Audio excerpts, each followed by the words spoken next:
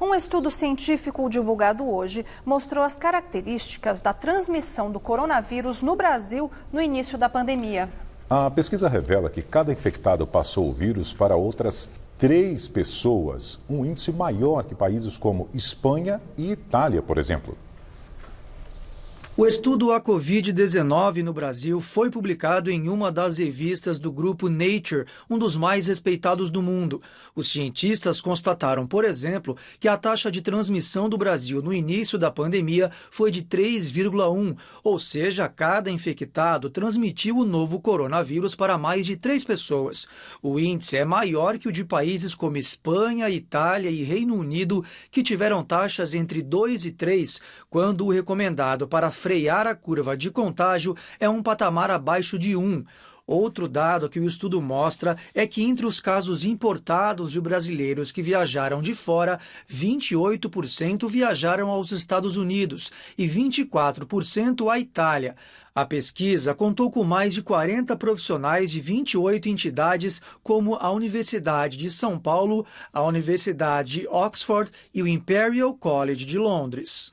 A pesquisa também mostra uma característica muito peculiar do Brasil: a falta de sintonia e de um discurso único entre os governos no enfrentamento da pandemia. Outro destaque são as subnotificações e as desigualdades sociais do Brasil. Ficou verificada, por exemplo, uma associação entre o diagnóstico precoce e as classes mais ricas, e também entre casos de infecção aguda grave e as classes menos favorecidas. O texto reforça que o verdadeiro ônus da epidemia em bairros de renda baixa provavelmente está subestimado. Um dos motivos seria a falta de testes disponíveis e o baixo percentual de assistência médica nessas áreas. Por fim, o estudo também mostra que a curva de incidência diária do Brasil continua a aumentar. Este infectologista do Hospital das Clínicas e diretor da Sociedade Brasileira de Infectologia acredita que o índice de transmissão do Brasil está dentro do esperado.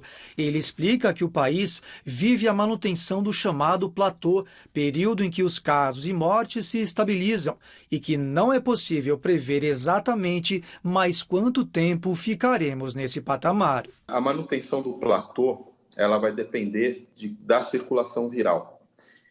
Aparentemente, em algumas regiões, a gente já tem uma circulação viral menor, como é o caso da região metropolitana de São Paulo, né? Dando um exemplo.